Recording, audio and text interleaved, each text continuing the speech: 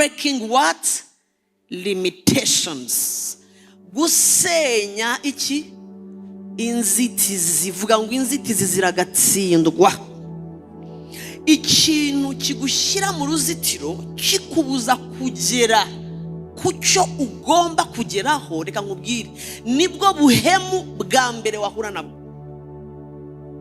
Ikintu cyose cyakuhindukira imbogamizi, cyaba kivuye, cyaba kizanywe nande, iyo utagize amaso akwereka ko umwanzi yagushize imbere inzitizi, reka nkubwize ukuri, icyo gihe reka nkoreshe ijambo ritari ryiza, nibwo buhumyi ushobora kugira kandi bugasigara buguhemukira.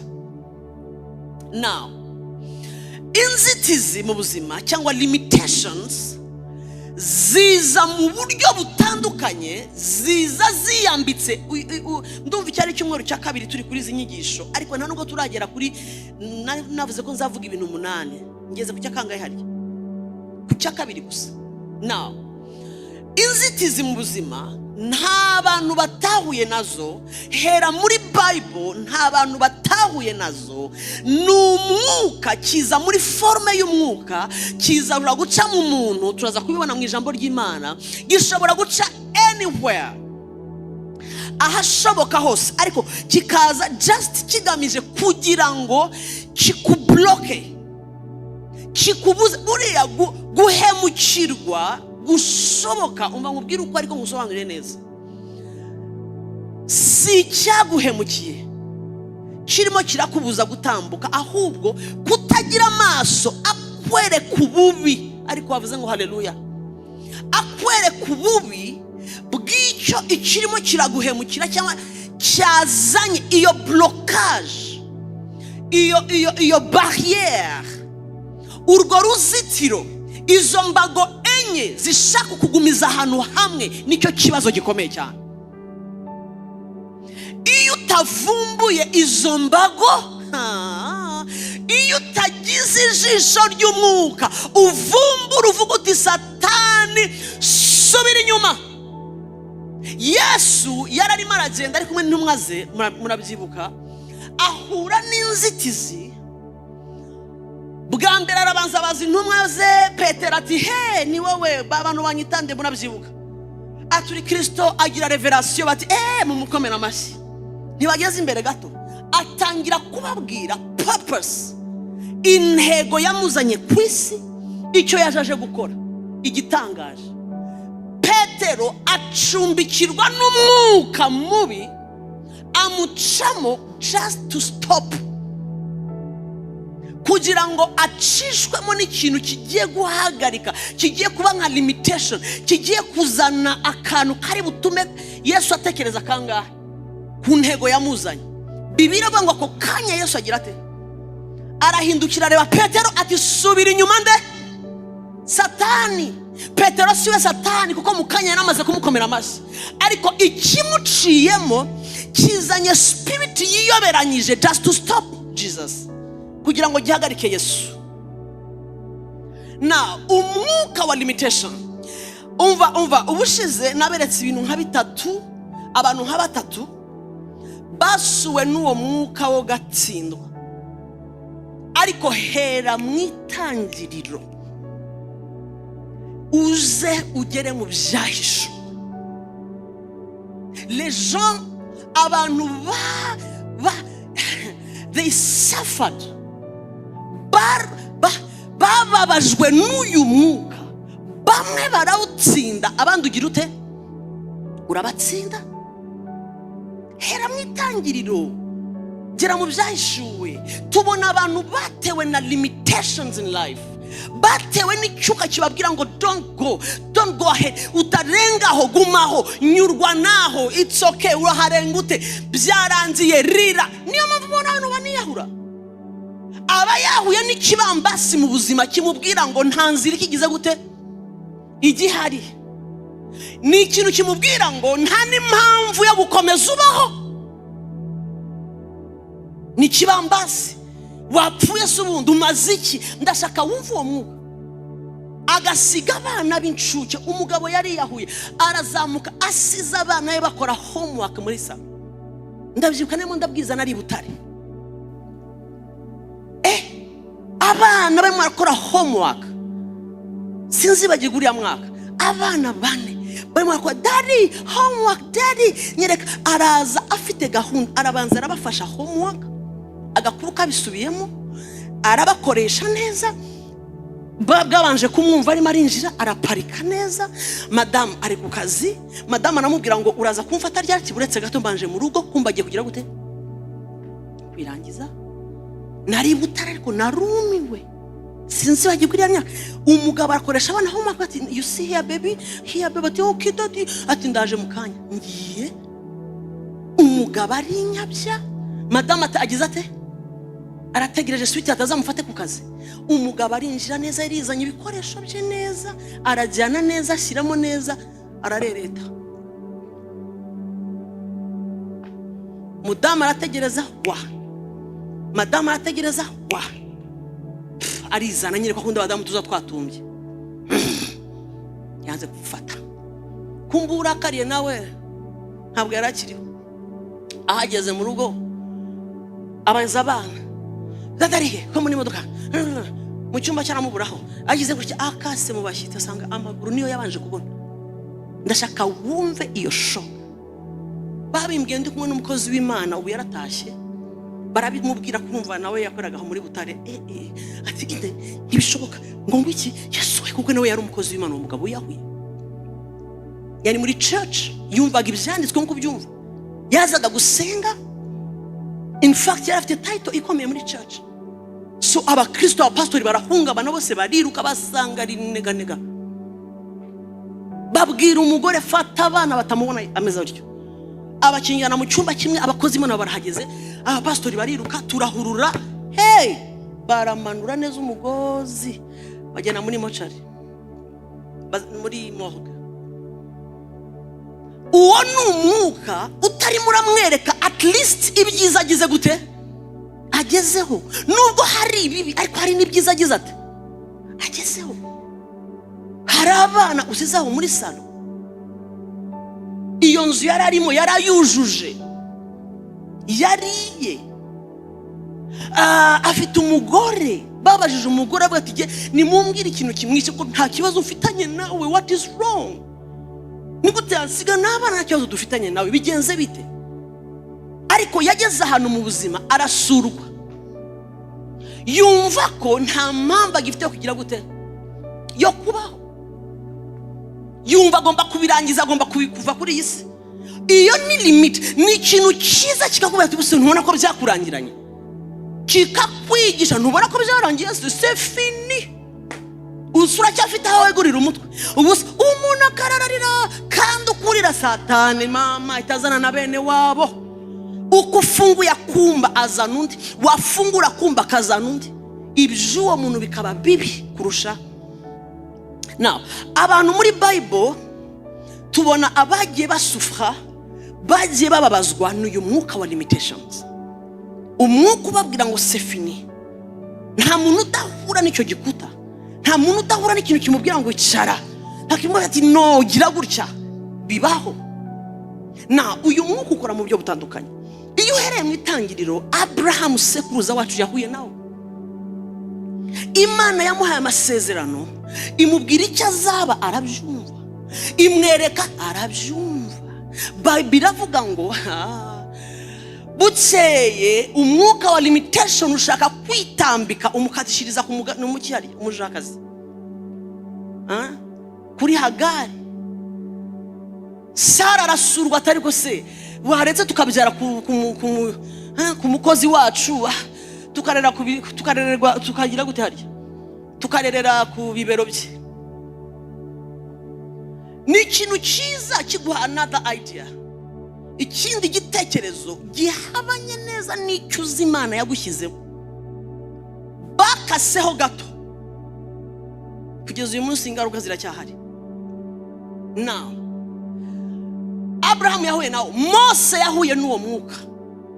Imana imaze kumwipresentaho iramubwira ngo Mose, numvise gutaka ku bwoko bwanjye, nibutse isezerano nasezeranye n'abasogokuruza, mbonye agahinda n'uburetwa abana banjye bafite muri Egiputa, vayo ngiye kugutuma. Tararara iramwibwirira ngo none manuwe, ariko wavuze ngo haleluya, manuwe.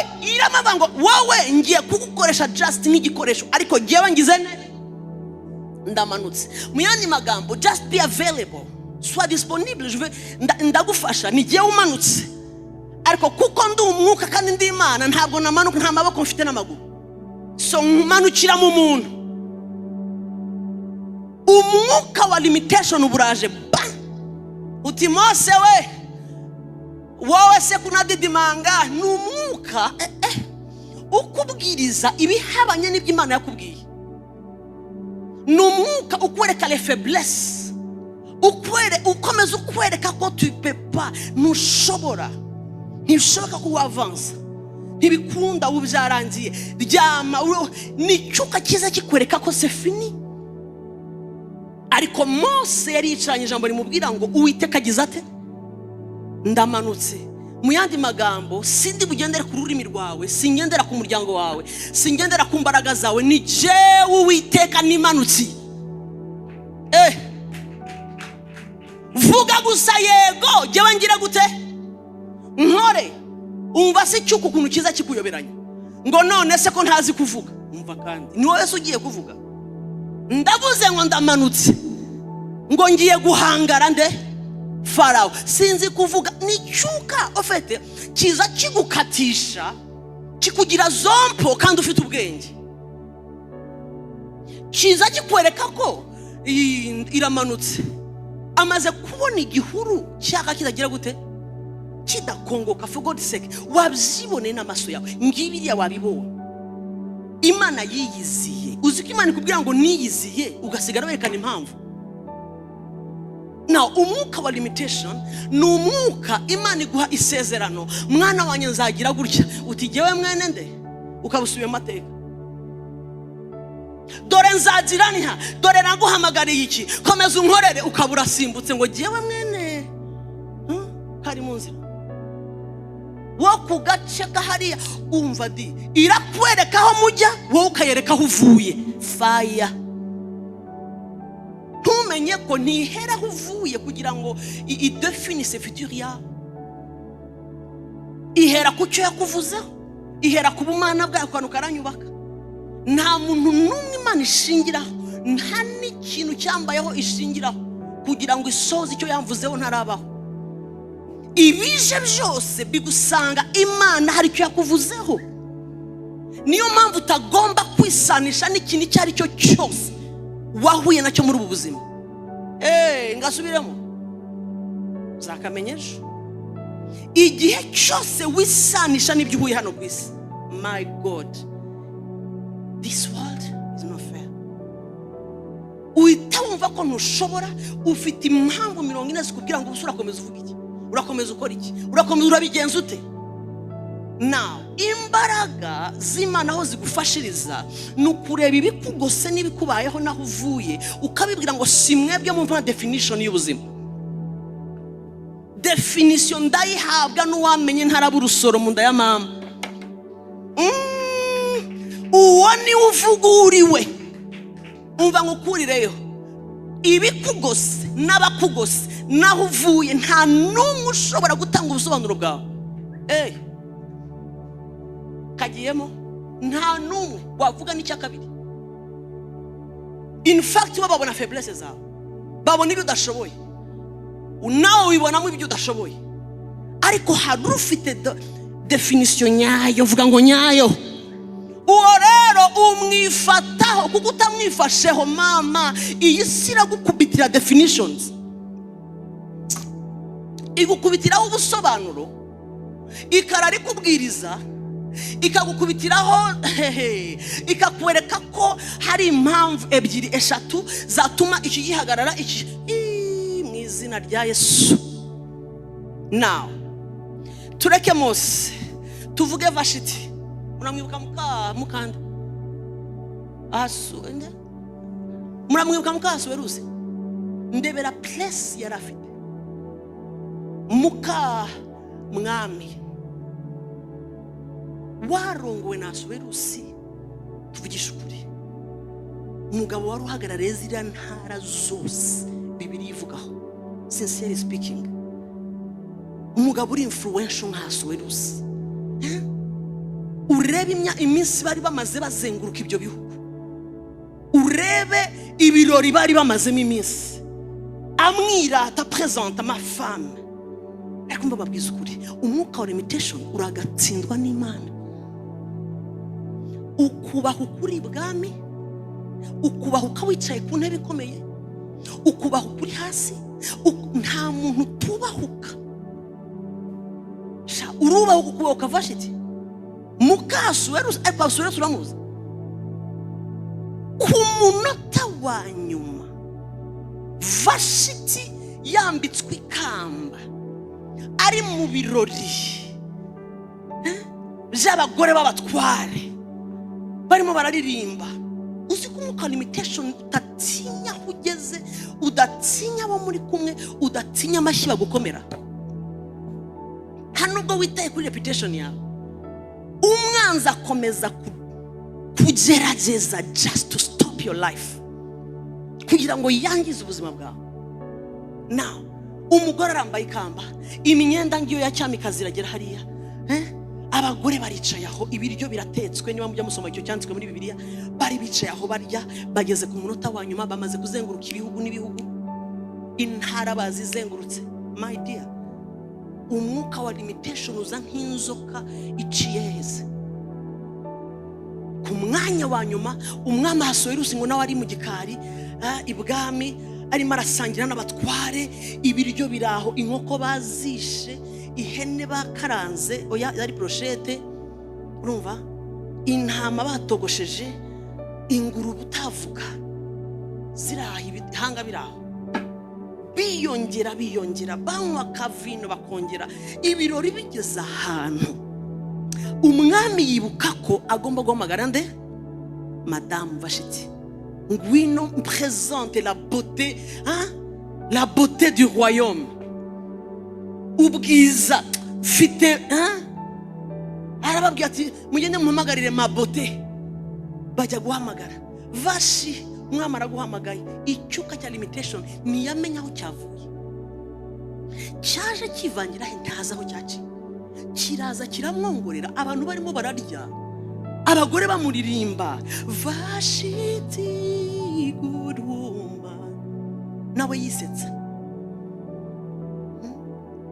anywa amata yitiye. Umva, ibisabo biraho n'ibisabone biraho.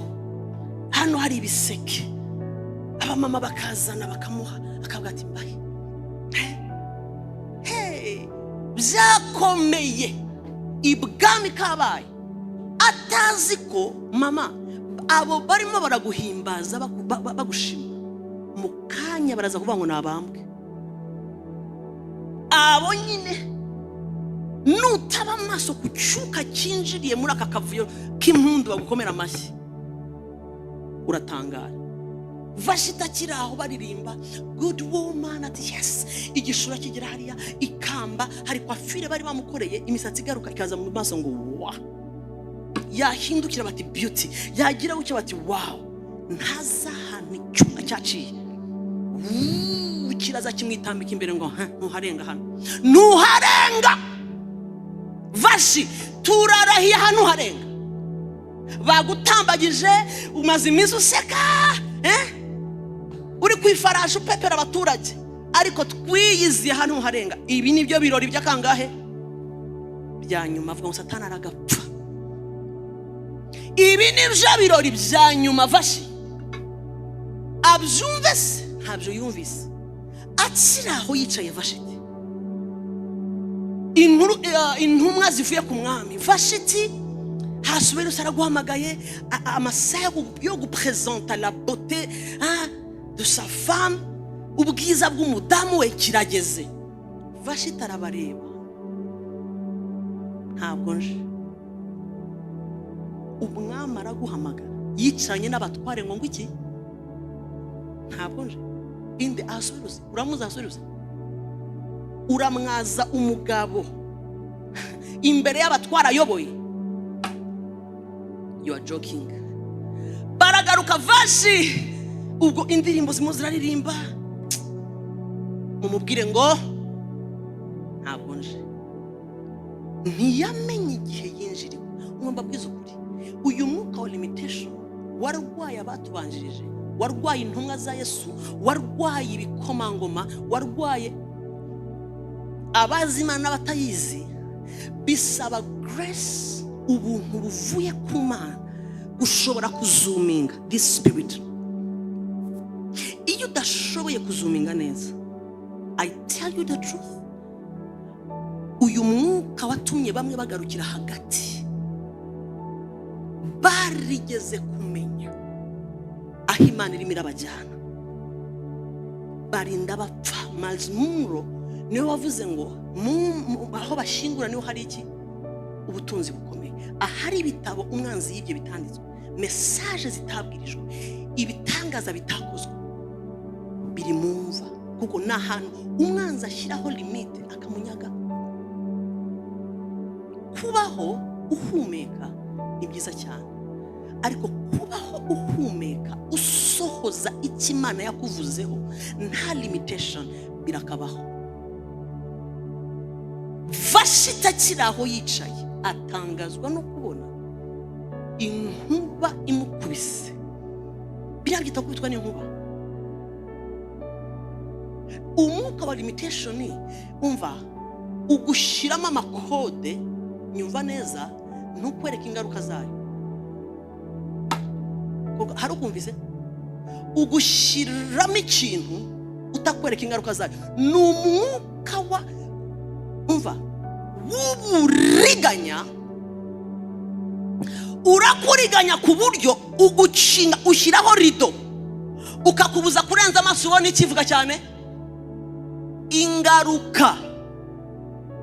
Ntushobora kukwereka consequence, ukwereka ko uri umugabo sha, ukwereka ko ufite uburenganzira. Vashi mfite uburenganzira, ntabwo nje.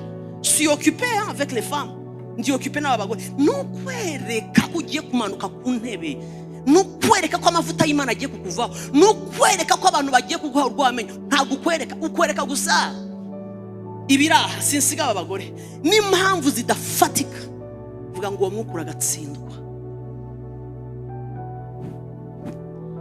Vashiti yaherutse azana amakode.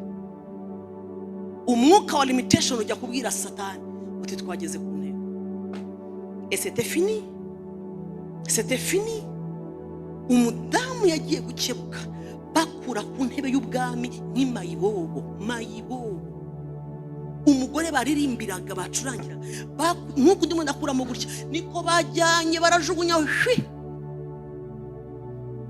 Igihe cyose umva utabaye maso, umwuka wa limitation kujugunya hanze, Esther ahita gusimbura. Igihe cyose utabaye maso, limitation kujugunya hirya, Esther arimo aragira gute? Arimo arishofa.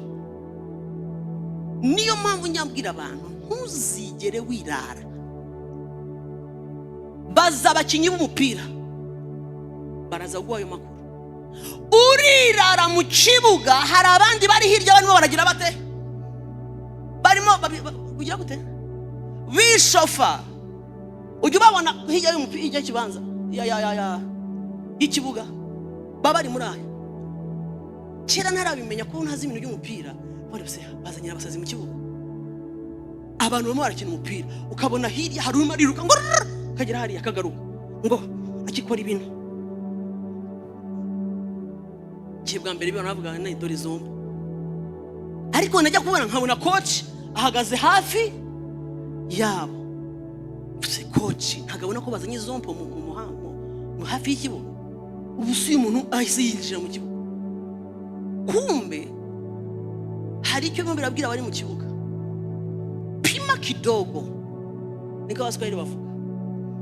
Pima kidogo, gerageza gato, biraza kugenda gute?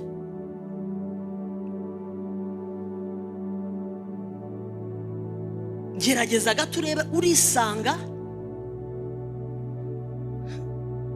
Umva kandi ikindi cya kabiri. Coach ariko mana we abakubwira we number 10 kata ariko afite n'ikindi kigoro bakita gute cyaki hari kinajya zamura kiriho namba akakigira gutya. Genja nibaza ko barimo bariruka batareba bamenye gute ko babasohoye. Amenya ate ko bamusohoye mu kibuga. Arazamura number 10 nta ushegaba kandi umva ikintangaza ava mu kibuga ko mamashyi burasa basaze. We baragusohoye mu kibuga undi agiye gusimbura adasohoka byango ngo bafana bakoma iki bakoma amashyi bagusohoye. Wa undi wari hirya yishofa agahita yinjira. Akabazo ntajya amenya cyane mu bintu by'umupira n'aba bandi baba star cyane bajya basohoka mu kibuga bijya bibaho. Umuhanga ndavuga umuhanga bishobora kuba kasohoka buriya na Ronaldinho yasohoka buriya cyangwa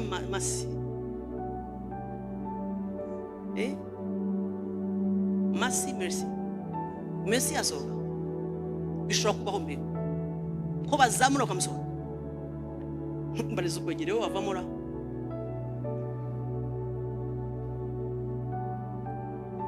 Umva uyu mukino dukina ufite wowe ubanje. So spiritual limitation ishobora kugukura mu kibuga anytime kandi hirya haba haragomba kugira bicara hehe ku ntebe yawe. So nuko byagenze. Ntabwo Vashiti yamenye ikibaye. Ntabwo Vashiti yamenye ikibaye. Yagiye kwikanga abona ari mu mbago za mediocrity.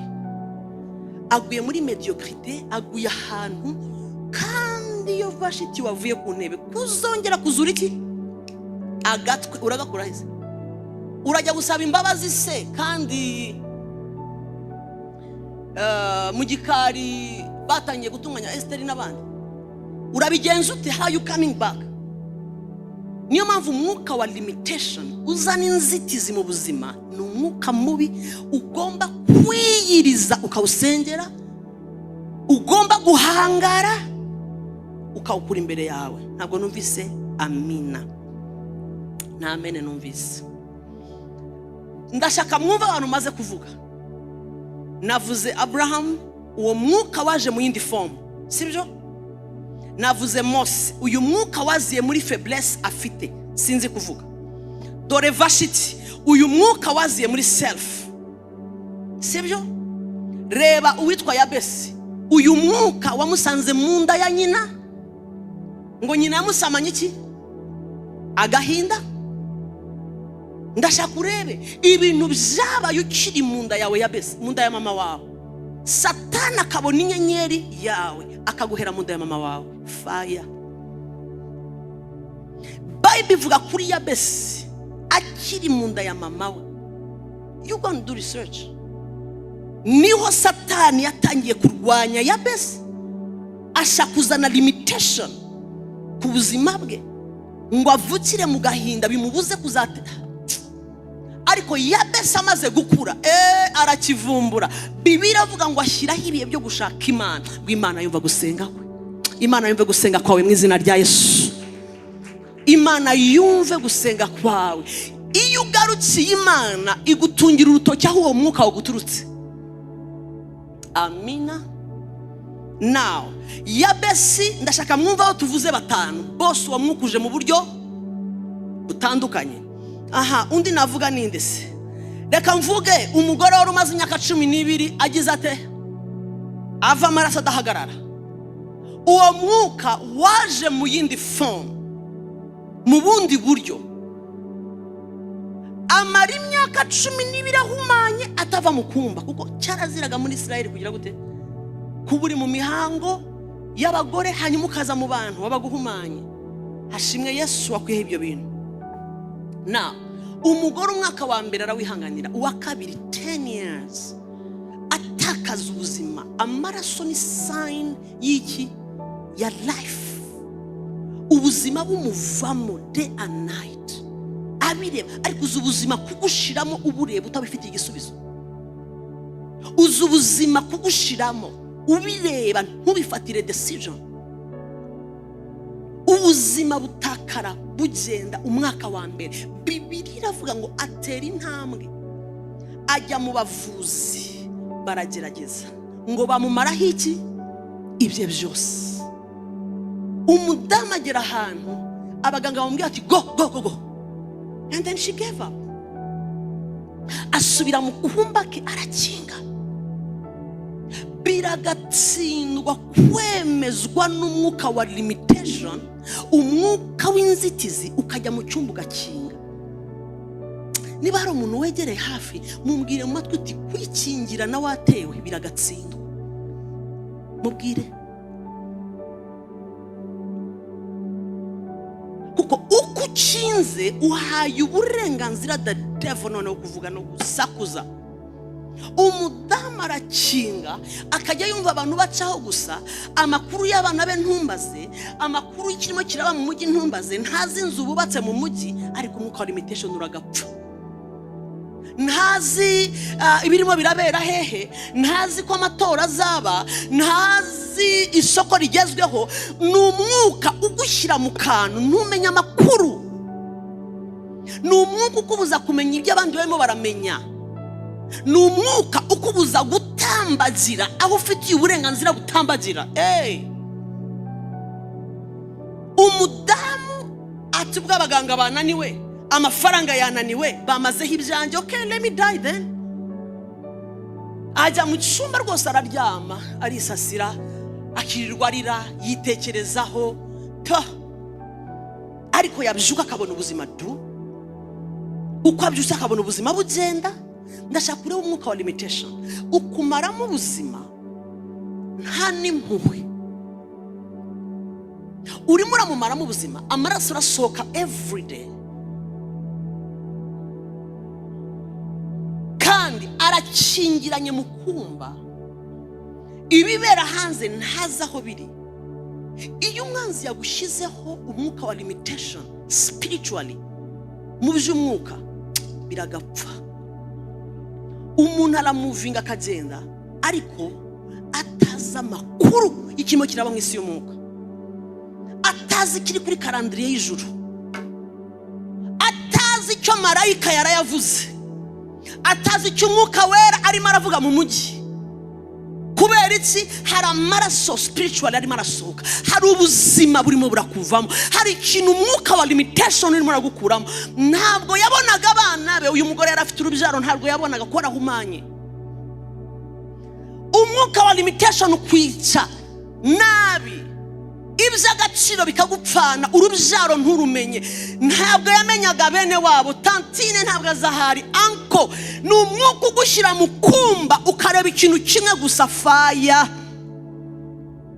Uwo mwuka uragatsindwa.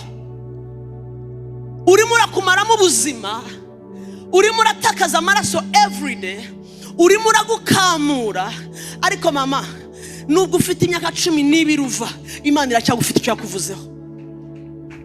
Imana ishimwe ko n'igihe umwanzi azi ko agiye kuvugiriza impundu kunesha, ntamenya plan B, ntanyamenya plan aho Imana ica. Wavuze ngo haleluya.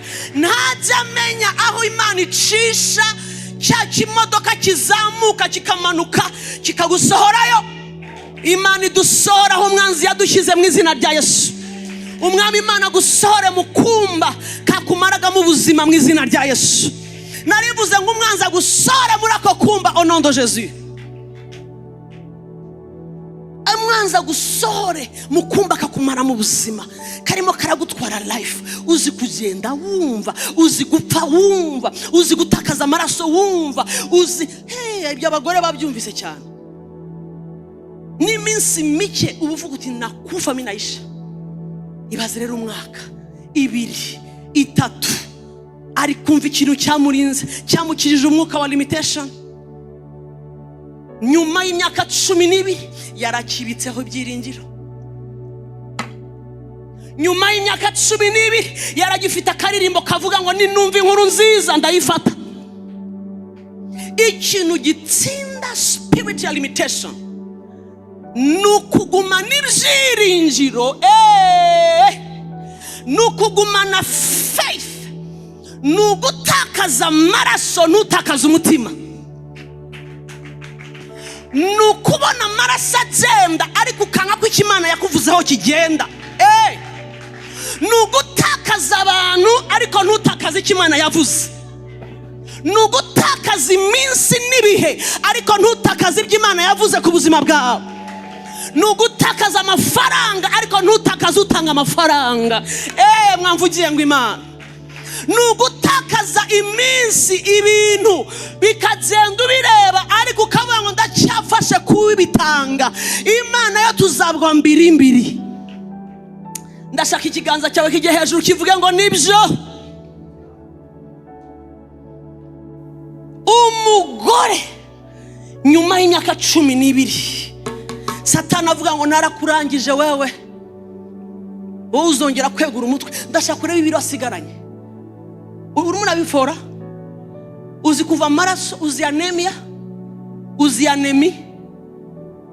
Umugore yarameze nabi ari kuri anemi, baragenda bagateka ibi potage bakazana ariko still ubuzima bugatakara, bamukoreye beterave bavanze na epinari, still byanze, araho wese ubuzima buramushiramo buri munsi, ariko hashimwe Yesu watsinze Satani.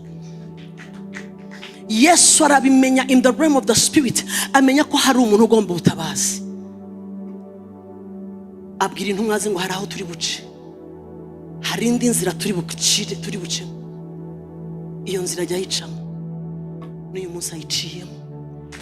Nuba arimo arayicaho imbere yawe, nuba ayiciyemo muri Jubilee, abantu baheruka amaraso gushiramo bakagenda bakavuga ngo uzi ko yamushizemo, uzi ko nta kigenda, uzi ko byarangiye, ntibamenya ko Yesu arimo arapanga n'intumwa mu gikari, arimo arapanga n'intumwa mu gikari ati duceyo, uvuga ngo duceyo. Nubwo byashize amaraso arimo aragushiramo, Yesu arimo arapanga icya kabiri, aracyapanga ngo tugire dute, ariko wavuze cyane duceyo. Aracyavuga ngo duceyo, tugire dute, duceyo. Aguceho mu izina rya Yesu, ace mu butunzi bwawe mu izina rya Yesu, ace mu rugo rwawe mu izina rya Yesu, ace mu rubyaro rwawe mu izina rya Yesu, ace iwawe mu rugo rwawe mu izina rya Yesu, ace mu kazi kawe mu izina rya Yesu, ace muri business yawe mu izina rya Yesu. Reka ntangire itangazo, umwanzi aheruka amaraso gushiramo, ntamenya ahantu ijuru ryakoreye andi maraso, ntamenya ahantu ijuru ryakoreye indi vitamine, ntamenya ahantu ijuru rigiye guca. Yaherutse avuga ngo ugiye gupfa, ntiyamenye ko ukubaho kugiye gutangirana n'uyu mugore, kubaho gutangirane nawe mu izina rya Yesu. Ndavuga ngo ibyakwicariye byose bikure kure au nom de Jésus. Umwuka wose wakwitambitse, niba ufite amatwi abiri ubwire ngo ndekura mu izina rya Yesu. Labra no sataide lesho praharas. Ukure Satani n'umuriganya, aragatsindwa n'umuriganya. Umva bwiza ukuri, tugomba kumera nk'arasoro abana b'Imana. Mera nk'arasoro, rasoro kwikandagiye cyane, uri muri ahibaraga. Ukurusha kwikandagira, ugomba ibirimo irakubwira ngo uraza kwicuza n'ukuraho ikirenge. Abana b'Imana, we are unstoppable, we are unbeatable. Ntidupfa, vuga ngo simpfa, ntidupfa gupfa, kuko itegeko ry'ubuzima ridukoreramo. Ntabwo dupfa gupfa. Umwanzi agira ngo urahwereye na kumalizia, ntamenya handi hantu Imana icishije imbaraga ukongera ukikunkumura. Igihe cyose gutambitse imbere ibyanze, jya wongera wikunkumure, uvuga ngo there is hope for a tree. Haracyari ibyiringiro ku giti, nubwo bagitema kirongera kikagira giti. Vuga ngo gushibuka. Ndasengera ibyawe ngo bishibuke kuva uyu munsi, kuri iyi tariki, kuri iki cyumweru mu izina rya Yesu. Reka mbabwire ngo umwuka wa limitation ufite amatwi. Uyu mwuka ufite amatwi. ubyumve niba uri online nuzakurikira nyuma uyu mwuka ufite amatwi nawe nunyumve rero mu izina rya Yesu ndagusengeye au nom de Jésus aho waguciye hose utakaza imbaraga ku buzima bwawe mu izina rya Yesu utakaza imbaraga ku rugo rwawe mu izina rya Yesu utakaza imbaraga ku buzima bwawe mu izina rya Yesu sante yawe igarukana ubuzima uraberewe no gukira uberewe no gutwara imodoka uberewe no kwishima uberewe n'amafaranga nawe uberewe n'urubyaro uberewe n'urugo uberewe nabyo ndavuga ngo wa mwuka we icyo wakoze cyose ufite amatwi ndavugana nawe rekura ubwoko bw'Imana bugende rekura itorero rigende rekura igihugu kigende let my people go in the name of Jesus. Nikimana yavuganaga talabranaska yavuganaga na Farao ivugana n'umwuka wafashe ubwoko bwa ibwira Mose ngo genda umubwire Farao ngo let my people vuga cyane uti go mubwire uti rekura ubwoko bwanjye bugire gute niba Imana yakwemera ko hari uwafashe ubwoko bwa ikavuga ngo mubwire arekura ubwoko bwanjye bugire gute bugende uzi icyo bivuze hari cyamfatiye ubwoko kandi igihe cyageze ngo bugire gute Jubilee this is the right time iki nicyo gihe tugende narivuze ngo turagenda nitugenda narivuze ngo turagenda nitugenda iby'amaso kwerekana aho bihuriye n'icyo Imana ivuga abari kwa Farao babonaga kabaye bari mu buretwa batazi ko in the realm of the spirit mwisi y'umwuka hari ni declaration mu mwuka hari let my people go mu mubiri hari uburetwa barimo barakata icyondo ushobora kuba uyu munsi waje ijoro wakataga icyondo umva nkubwire rero message kanura amaso urebe Jubilee kanura amaso urebe ubuzima bwawe kanura amaso urebe ngo turaflyinga kanura amaso urebe ngo abana bawe baracamure kanura amaso urebe ngo ubutunzi bwawe buragaruka kanura amaso urebe ngo urubyaro rwawe rurashije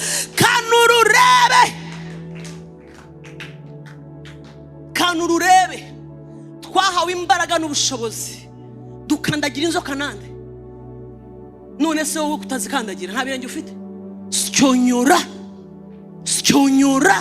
toa mbere yako katika jina la Yesu iyo Imana itagutije rupe ubona uburiganya bwa Satani I tell you the truth you would die miserable upfuri miserable nta manezero nta mahoro utisinye ukava muri iyi si bakajya kuguhamba umeze utya in the name of Jesus abantu bapfuye bari miserable abantu bapfuye badashohoje iby'Imana yabavuzeho abantu bapfuye batagejeje intoki kuki Imana yababwiye bagomba kubona ku isi abantu umwanzara bakenyura bagakenyuka neza pyu umwuka limitation ukabajyana bakabashingura ariko twanze gupfa twanze kwemeranya n'umwanzi twanze uburiganya Jubilee umva mbabwire kwesa inkweto zawe this is our time uyu mwaka utararangira turaza kubona icyo Imana yavuze gisohora ntabwo mvuze cye iyi minsi isigaye nayibaze neza ntabwo ari myinshi iyi minsi isigaye we are going to fly narivuze ngo we are going to fly we are unstoppable we are unbeatable dufite Imana ariko wavuze uti mfite Imana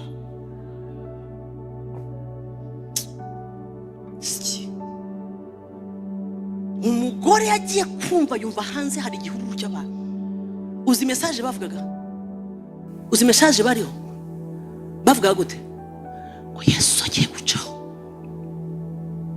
Yesu agiye kugira gute agiye gucaho amatwi afite time to change amatwi afite yiteguye guhinduka iyo yumvise ijambo rimwe afata icyemezo asubirwaho umva mubwire danger iri mu kumva ntushyire mu bikorwa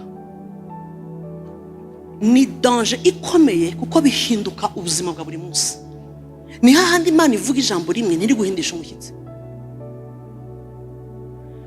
ni hahandi Imana ikwereka danger after some days ukikomereza yamaze gukubitira red lights, ni handi Imana ikubwira ati watch out, umuntu agakomeza. Icyo gihe uri ku butaka bubi bwaskwasama anytime you go. Yes, ariko uyu mugore yaragifite umutima muri sharp. One word, ijambo rimwe rivuye ku Mana yararyumvise. Erega kumva Imana ntibisaba ngo ivugire mu ijuru isatura ijuru. Imana ica mu bantu, Imana ica mu gihiriri, Imana ica mu nzozi, Imana ica mu bantu, Imana ica mu biti, Imana ica mu byo yaremye, Imana ica mu mazi. Ushobora kuba wicaye urimo urareba amazi gutya, uko nukuri ukumva uraganirijwe. Imana ica mu mpinja, mu kanwa kabonka, Imana ivugiramo. So uyu mugore yashoboye kumva Imana mu gihiriri. Ahantu kingiraniye sicyo kibazo. Ikibazo no kwemera n'igihe Imana ivuze ntushobore kumva ijwi ryayo, then uhagaze ahantu hari dangerous. Now Imana iravuga, ivugira mu bantu kubera iki bataciye hirya. Ntumbwire ngo urugo rw'uyu ahantu uyu mudamu afungiye kari ku irambo rw'ikaburimbo. No, umugore bavuga ngo yari umukire. Urashaka kumenya ngo yari yubatse akazu hariya ku muhanda? Nsubiza, umukire watanze ibye byose. Uyu mugore yari afite inzu y'umutamenwa. Attention, ako kumba yari yakubatse mu gikari. Umuhanda, umukire. Of course iyo Bibiliya ivuze ubukire buratandukanye. The woman was healthy, wealthy, ameze neza. Yubaka akazuke, hari kadastre irimo abana, irimo nyirakuru, irimo n'abandi bantu. Wari mu kazu kuko arahumanye. Now umuhanda utambwira ngo wari bugufi, ariko bavuze ngo haleluya. Ntabwo umuhanda wari bugufi, wari hirya. Wari hirya, ariko antene ye iri spirituel. Vuga ngo yari hagaze. Yashoboye kumva voices zirimo ziravugira kure. Yumva igihiriri. Si ubwa mbere yumvise abantu baciye ku muhanda muri 12 ans, mu myaka 12. Si ubwa mbere yumvise abantu baciye mu muhanda. Si ubwa mbere yumvise abantu bagiye ku isoko ry'inka. Nawe ni igihiriri. Ahita mu gikubo bahita gute simbizi ngo nawe. Now batwa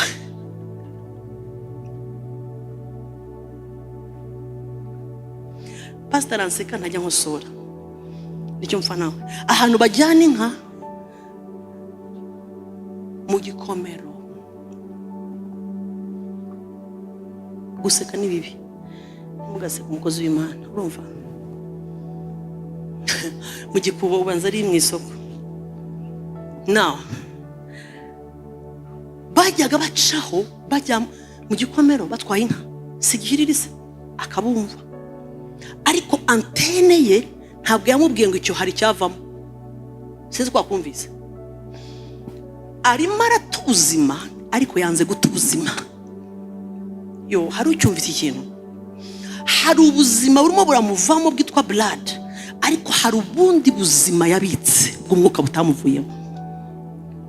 Antene ye iri spiritual yarayirinze, yanga kwijyana n'ibirimo biramutwara ubuzima.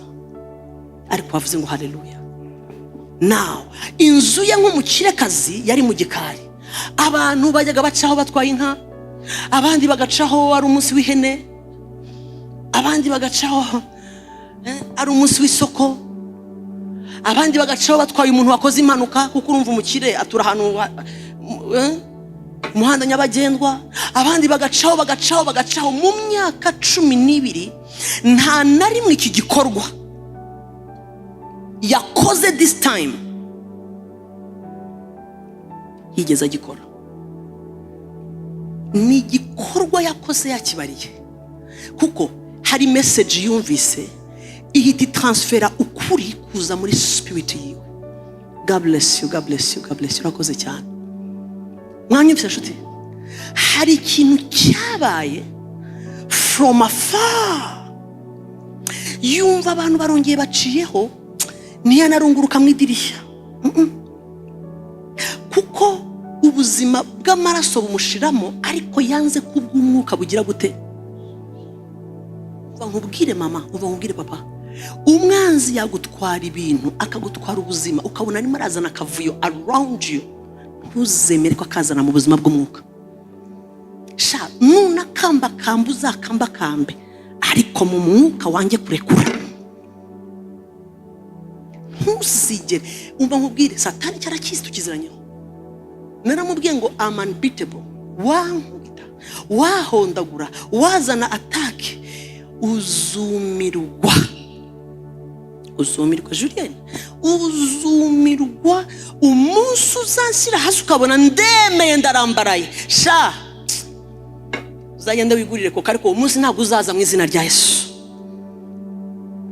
Umugore ari mu gikari agiye kumva yuva ku marembo abantu baciyeho ati abo ntabwo ari nk'abatwaye. Iyo urinze ubuzima bwawe bw'umwuka ushobora kumenya ko atari abagiye mu gikubo, umenya ko atari abagize gute batwaye abana ku ishuri, ukamenya ko ugenderewe. Iyo igihe cyo kugendererwa kawe kigeze urabimenya. Mutabyumvise nababara, urabimenya ko this is now your season. C'est ma saison. Ubu ndi muri season. Inzu ye umukiriri mu gikari atuye ku marembo kuri highway, abantu baracaho ariko yabitandukanyije n'abaciyeho mu gitondo, abaciyeho saa sita. This time yanze gupfa spiritually. Umubabwire inshuti z'Imana, anga gupfa mu mwuka nirwo rupfu wapfa. Kababaza so mu ijuru. Umugore ubuzima bwamushyiragamo everyday, abona around her no hope. Harahuca ukareba neza ko you no longer have nta hope, ukabona ibyiringiro bimo biracika neza. Ubibaza ngo nako bibona, nushaka wicishije urabibona. Satani yateyemo urabibona neza. Niki kikuzura? Ni ya spiritual exercise ihangara igahangana ukavuga ngo I'm not dying, I swear. Ukamera nkarasuruka nka gupfa. Umudamu yarabibonye, ariko kubera ko yarinze spiritual life yagiye kumva atandukanya amajwi, aravuga ngo this time aya majwi avuga ngo Yesu agiye gucaho ni amajwi yanjye yo gukira. Ijwi tega amatwi, ijwi ryo gukira kwawe iyo rije rizira mu bihe bidateye amabengeza. Aho niho kuba muzima mu mwuka bigufasha, kuko rizira mu bintu bidateye amabengeza, bita shining. Hakazamo ijwi risa nkaho ushatse wasuzugura. Imana igaca nko mu mwana, Imana igaca hariya, ukamenya ngo rimwe na rimwe abana banjye ku ishuri mu gitondo turabanza tujya kudepoza favor, hanyuma ntwara abana bato bari bicaye inyuma, mpindukira mbabwira nti yewe nibagiwe mwambare sentire, funga sentire. Umuto atarambye ati mami, umuhungu ati waparitse nkakubwira ni no it's okay, vuga ndakumva. Kaka rahurika hano ndakagira gutya ndamubwira ni ndimo ndakumva vuga. Imana wayitegeye amatwi irakubwira neza. Iyo amatwi yawe ari meza arya urabimenya ko Imana ihinduye season. Nagiye kumva numva umuhungu wanjye aravuze ati ha mami congratulations. Sinjyamjibage hari nka tariki 5 ukwezi gutangira, ahita aravuga mami uku kwezi gusoza ndabyibuka neza on 29th mami you have a visitor. Uzagira umushyitsi. Urumva icyo gihe nje ziravuga ni Rema who told you I have a visitor. Biroje kwitureka ukagira gute ukigendera, ariko amatwi ndayagarura. Ndamubaza I have a visitor. Yes mom, you have a visitor. Ni uzagira umushyitsi wa hehe? numva mushiki aramubwiye umushyitsi wahe waheye n'abana bo ku ishuri ndamuza n'abana bo ku ishuri ati no uriya mwana wanjye ni buriya n'umuprofeti ukomeye cyane ngiye kumva namubwira ngo ntabwo ari umuntu not a human being mami iby'ubwana bitabiragaruka numva araswitchinze inzi ibintu yagiyemo nangwa atangira kwikinira ariko mitambwira umwuka wanjye itegure rero visit araje uziko nabazi iminsi ibyumweru byaciyemo every day nsenga mvuga ngo I have a visitor. Umwana yabivuyeho kera yarabirenze kera nta nubwo abyibuka na nyuma y'umwana we namwadi you told me kuri 29 nazagira visitor ngo mami no me I don't remember. Ndonya ndamubaza no I don't remember. Okay, menya ko hari ikimana yavugaga njyaho I will have a visitor. Ngiye kureba nsanga uwo musaza bari ku cyumweru umama bwiza ukuri 29 zagiye kugera niteguye nk'ugiye kwakira ikise aho umuntu rero abera umuntu numvaga ari nk'umuntu w'ume cya gift buri harakana ubu ufite inzara ja kumva ari nk'umuntu ugukubita nk'iki gift cya kindi kintu ushaka ntegereza cya gift amaso yarameze ari we ariko that day ni tariki ntazibagirwa in my whole life.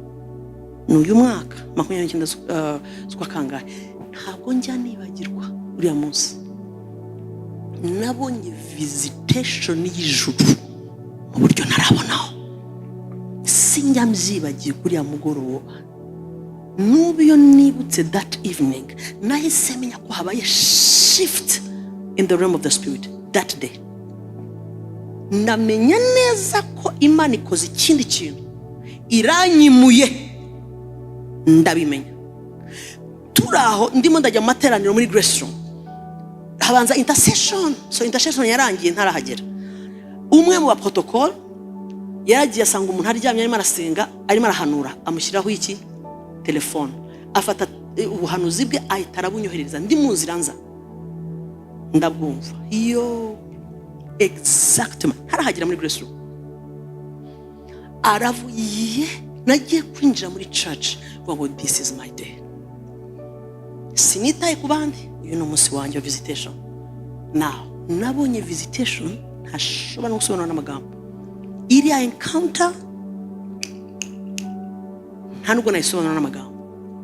Umva rero igitangaje iryo joro natashye ndi excited nkenze cyane twatanye nka saa 6 nta handi excited mo Jesus ndirimba ngeze mu rugo bari baryamye kare so ndazamuka njya kureba nyine barifubitse se kwa ko nyine umubyeyi wese so somehow itangora kuri mushiki we ndasenga ni mu izina rya Yesu protection n'amaraso ya Yesu njya kuri musaza we bisanzwe nyine nsanga barifubitse neza nta kibazo ngiye gusohoka numva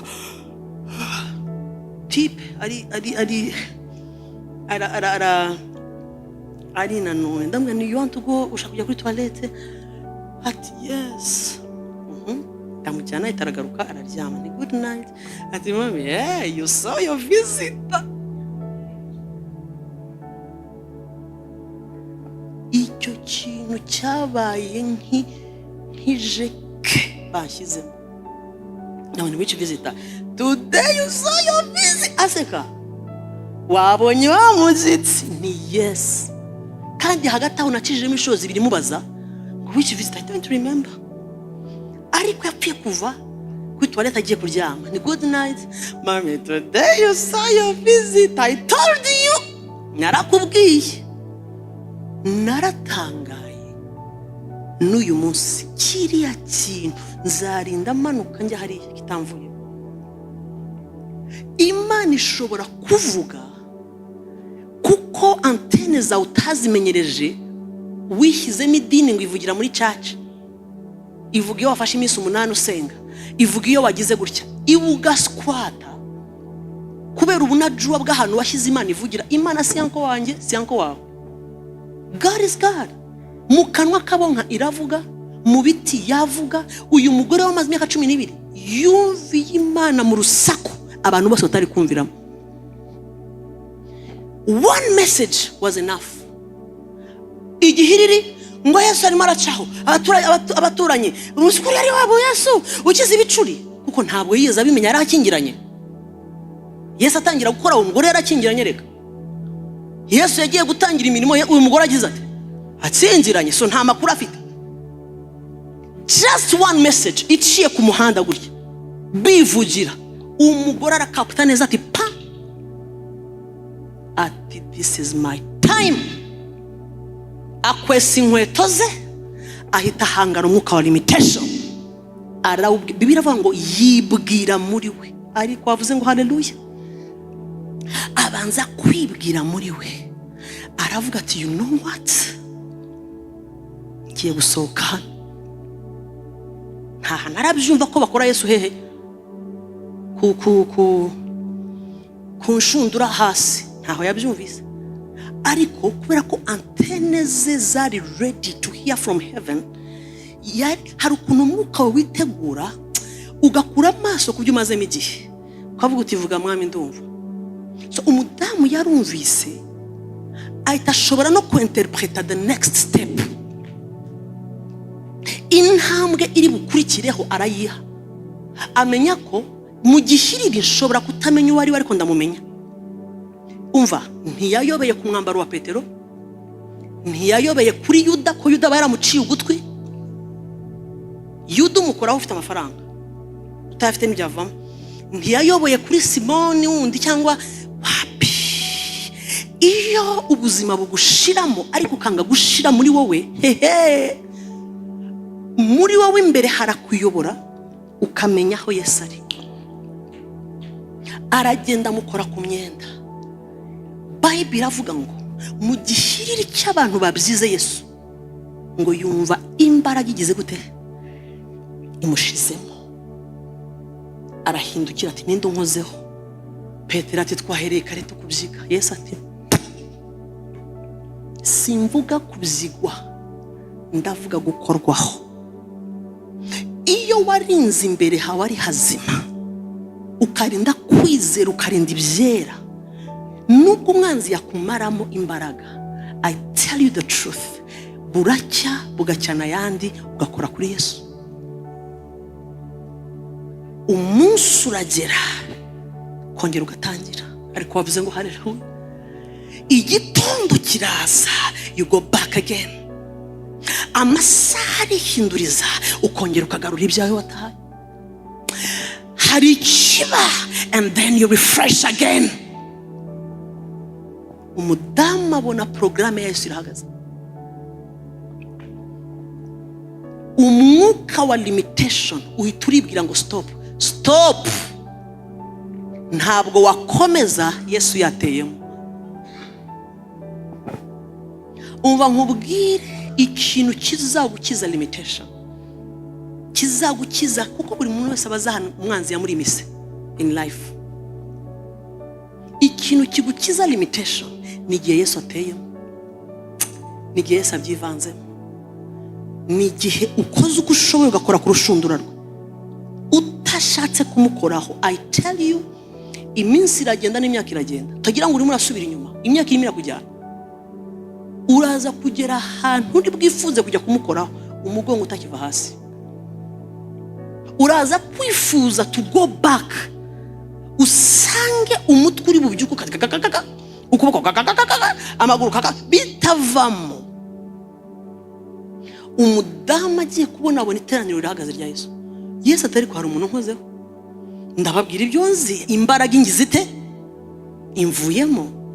Petero atereko nakoze ati to wowe n'urusaku, simvuga urusaku, mvuze umuntu usanye puissance spirituelle. Arajarankamura neza ati we, ndashaka ureba umugore Satani amazeho igihe akubitaho limitation, ariko wanze gushira mu mwuka. Anga gushira mu mwuka mu izina rya Yesu. Anga gushira. Kangubwira abagabo babayeho muri Bibiliya bakabona Imana, nabanze gushiramo. Vuga ngo sinzashiramo. gushiramo ni igihe ubona umwanzi arimo aravansa in your life, nawe you surrender. Fire. Turone nabigenzane. Ukabona kamere yakataje, ukabona shitani yakataje, ukayisurrender. You surrender to who? Nta mission Satanuzi. Iyo atibye akora iki? Arica. Iyo atishe ararimbura. Nukuvuga ngo niba yateka inzova, expect one of the three. Araza kukwiba, natakwiba amahoro arakwiba umuryango, natakwiba umuryango arakwiba akazi, natakwiba akazi arakwiba, natakwiba arakwica. Urava kuri isi bakujyana, nudapfa arakurimbura. Azuza kurimbuye. Iyo mission iri clear, ntabwo yayihishe. So igihe cyose uri murakinira muri zone ye ya limitation, menya neza kuri murakinisha ibintu bitatu. Menya neza ko niyo cyabaye kuri Vashiti, yakiniye muri zone ya limitation. Satani aramubwira ati jewe yo ntakwibye ndakwica. One of the two. Hasoje habaye iki muri Bibiliya? Ntiyamwibye se? Yamwibye position. Yamwibye position. Wibaza ngo position kwiba biroroshye. Uzi kuva muri position wahawe n'Imana bakakumanura ukajya kuba rukurutu. Uzi gukuraho amapete in the realm of the spirit. Mu mwuka ukava kuri generale. Hey, bakadeklara ngo tugukuye iki? Amapete. Do you think that is easy? Tukakubona mu mwuka wongeye kuba kaporare, mbega wasubiye kuri level y'abakaporare bose bariho. Wari general mu mwuka. Now umudamu akiraho, Yesu aramubwira ati woman, mugore, kwizera kwawe kugize gute? Kuragukijije. Jubilee, kwizera kwawe kugukize. Kwizera kwawe kugire gute? Kugukize mu izina rya Yesu. Umugore atahana igitangaza cye, umugore ataha amaraso ahagaze, cyangwa ugataha uyu munsi y'amaraso ahagaze mu izina rya Yesu. Umugore ataha amaraso yahagaze, umugore ataha kandagira yagiye uko yagiye siko yagarutse, yagiye atera kashe y'amaraso akandagiye, agaruka atera imigisha. Yagiye avirirana, agaruka yuzuye ibitwenge. Umwanzi ahera kuvirirana, ntamenya aho Yesu aca kubaka.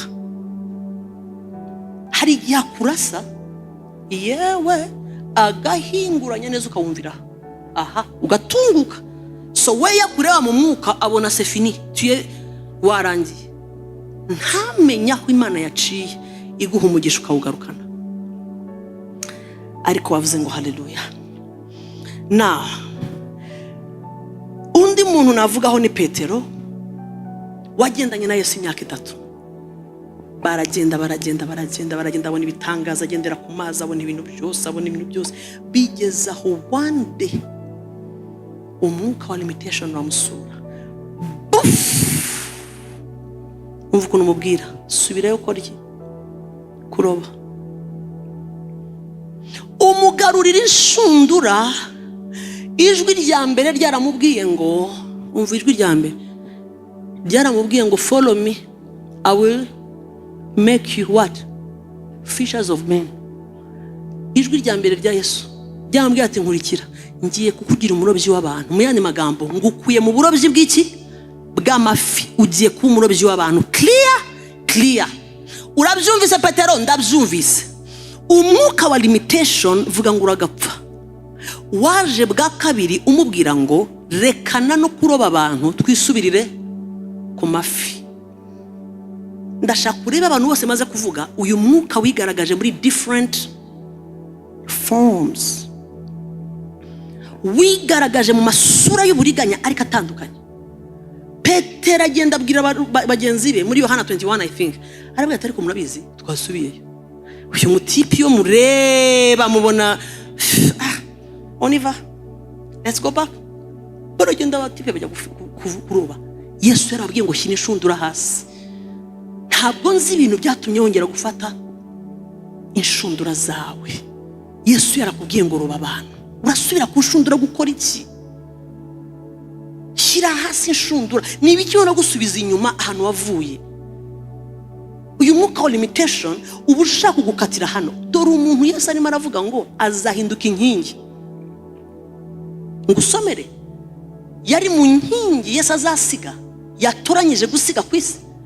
Limitation izimubwira ngo twisubirire hehe? Kunshundura. Wowe niba gukiye kunshundura, so ubu rero wazanye umutwe munini, urumva wagezeyo usubiye kuroba, right? So you can think well. So uri bunatekereza neza. Umwuka wa limitation uragatsindwa ugusubiza kunshundura ziroba amafi wari umaze guhabwa iziroba abantu. Numwuka uzugukubita ukubwira ngo go back ku mafi. Subira ku mafi. Ntubona ko afite profit? Ntubona ko amafi afite n'inyungu? Umuntu w'umugabo ufite ubwanwa arakurikira undi mugabo till when? Subira ku mafi, come on. There is some profit. Can't you see? Can't you see? Uyu mwuka tuzabireba kwa gatatu. Nzabereka ukuntu ukorana na kingdom of self. Numwuka ukorana n'ubwami bwitwa jewe. Kuko iyo ubwami bwitwa jewe butarapfa, Satana bagufite my dear. This kingdom called me myself. Nubwami bukwereka, mbega nubwami bukirigita. Bukwereka ko no, go back to fishing. Isubire dore ibi ya. Burakugota bukakwetufa. Ugasa nuri mu mwotsi. Bukwereka profit mu mafi, bukwereka you see it's okay. No one will know. No one will do what? Yesu ntari bubimenye. Dusubire kuroba. Yesu ntari bubimenye. Ninde wakubwiye? Yabimenye neza ko asubiye kunshundura z'amafi. Yaragutaye iziroba abantu. Dusubireyo kuroba. Niba intumwa yabonye ibitangaza Yesu agendera ku mazi, yasubira kuroba. Wibaza ngo uwo mwuka we ntabwo watuma usufa? Uyu mwuka usubije abantu benshi mu byaha, usubije abantu benshi mu isi, usubije abantu benshi. Ntushobora kumva abantu banze badashaka kwitaba umuhamagaro ngo bakorere Imana kubera gutinya. Ni umwuka ukwereka ko kuroba amafi biri so profitable, bifite profit.